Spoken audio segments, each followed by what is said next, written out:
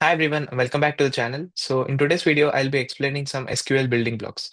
So I'll be explaining the SQL keywords, SQL basic functions. Then I'll be explaining what are the data types in SQL. So in the end, I'll be explaining what are the types of SQL commands that we have. So let's start. So here I have mentioned some important SQL keywords that we use in almost all the queries that we write. So starting with select. So select is used to retrieve data from a database. So it selects the column names. From is used to select the table name from which you want to query the data. Where is a filtering operator? So if you want to apply any condition, say for example, the customer table. So in the customer table, you have a customer's name, customer's age, and phone number. So and there are different age groups of customers. So if you want to filter out, say, I want the customer's information who are about 25 years. So that is when you use a where filter. So I'll be explaining all these keywords, functions with examples in PostgreSQL in the next video. So this is just an overview of what are these keywords and the definitions of those.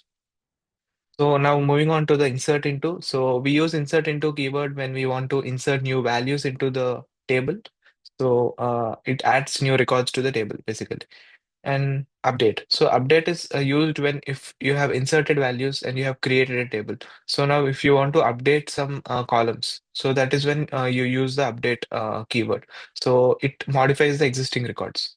So now coming to the delete. So if you want to remove any data from your tables, so that is when you use the delete keyword. So join.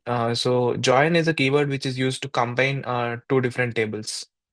Coming to the group by keyword, it is one of the most frequently used keywords when we write the queries. So it is used to group rows that have same values into summary rows. Like it selects out the distinct records from the table and it combines all of them together. Explaining this with an example, it will be more easier to understand.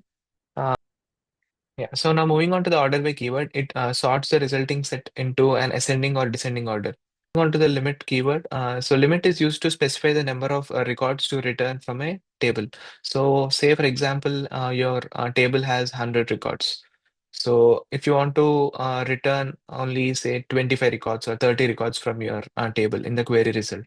So you just give the limit keyword and you mention how many number of values that you want in your query result. So that limits the uh, output query to that many records. So now coming to the like keyword is used to search for specific patterns from a column. So say for example, if you have a column named customer's name and you have different names in the column. So if you want to search for similar patterns or specific patterns, so you use a like keyword in your query. So in operator is something which selects multiple values and it is used within a where clause. So when you apply a filter to your query, you write a where, then you mention the condition. Then instead of writing multiple ors, you can specify the in keyword.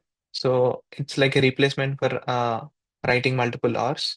Now coming to the last one, between operator. So between is used to filter out data within a certain range. Yeah, so if you have seen my project videos, I have used almost all the important keywords in the queries that I have written, like select from, where, group by, or joins, and between, limit. So, coming to the basic SQL functions, so here I have listed out some important SQL functions that we use in the queries every day.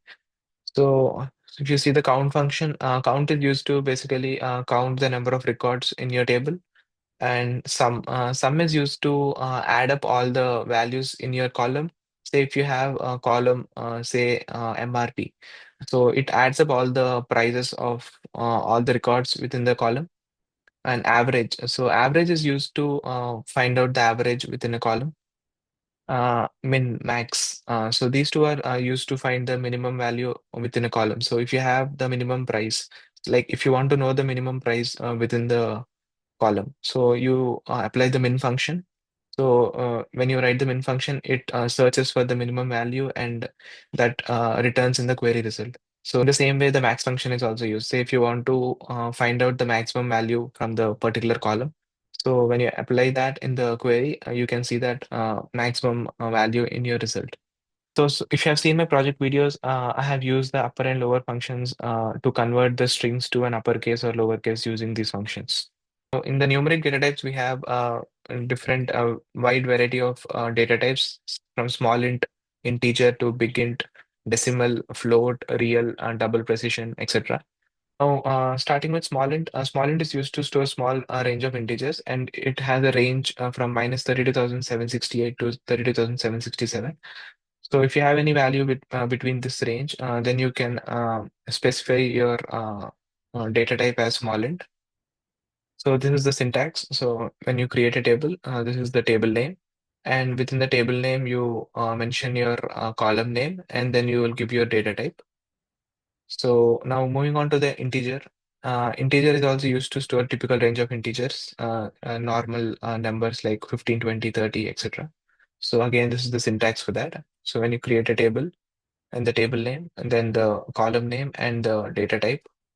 Again, now moving on to BigInt. BigInt is used to store a set of integers which are very large. Like if they are, say, above this range, or if they're in exponential numbers. So that is when you use a big integer.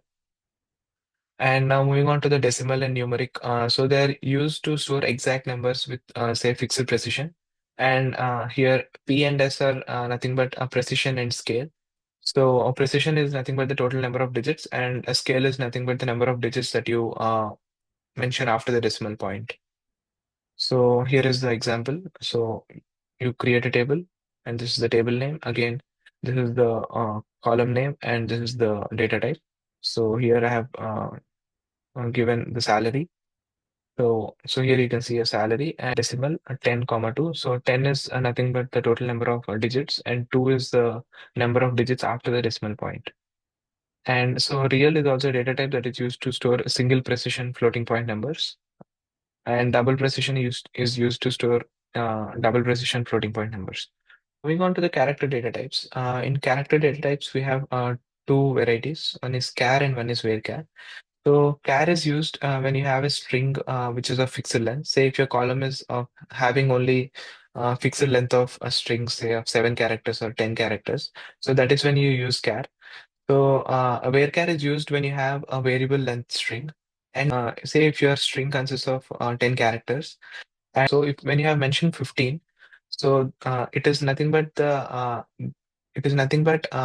15 characters are occupied in the memory.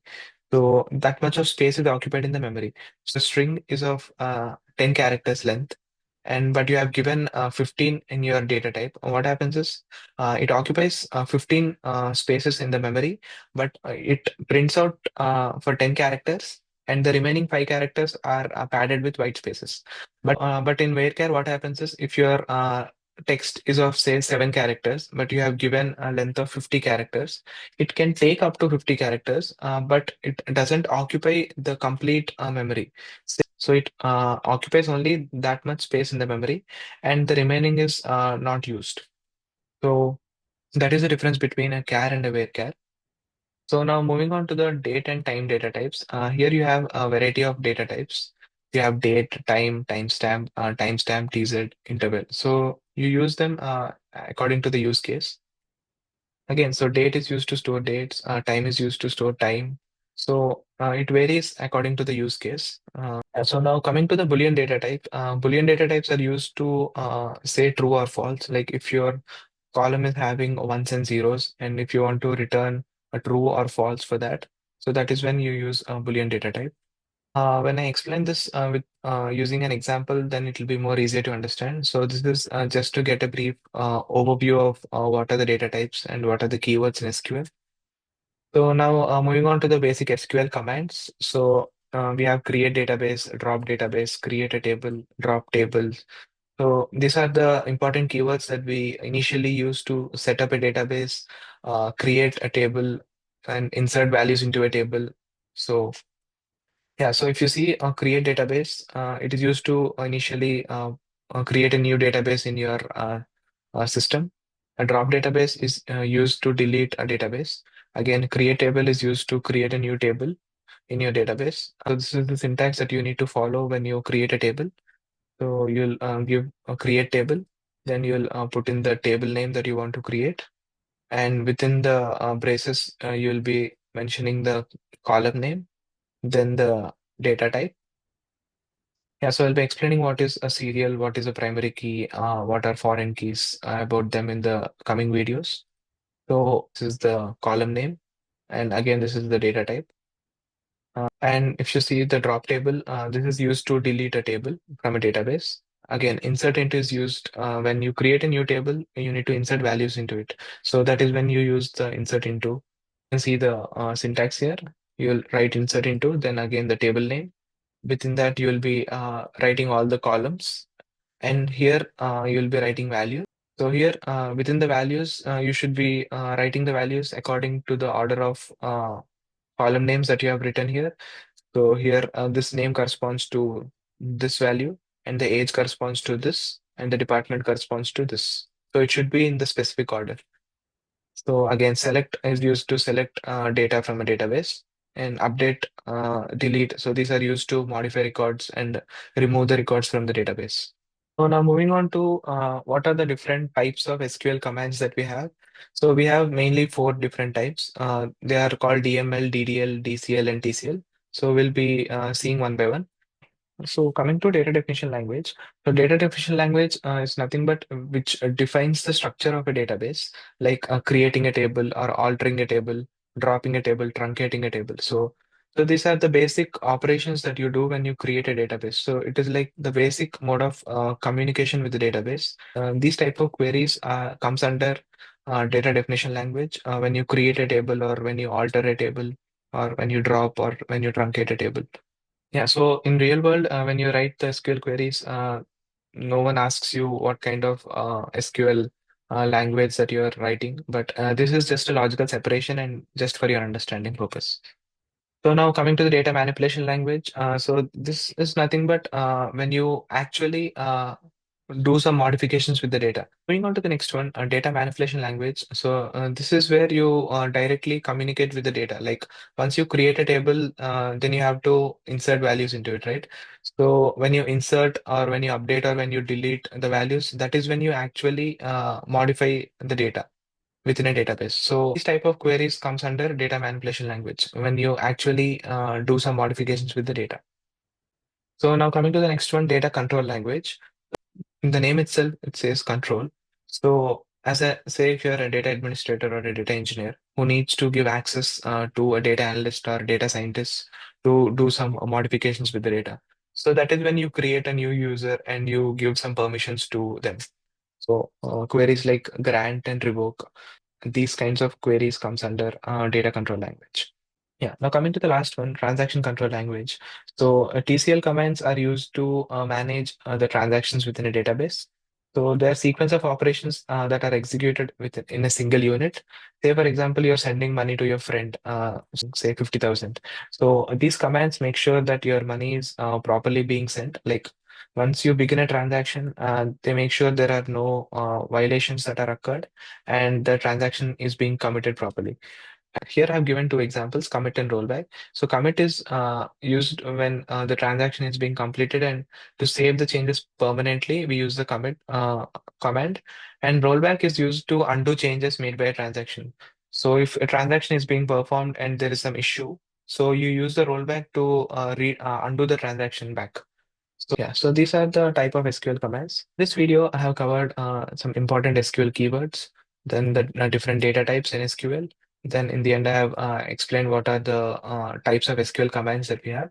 So in the next video, I'll be explaining how to use PostgreSQL, how do you create a database, how to create a table, how to insert new values into it.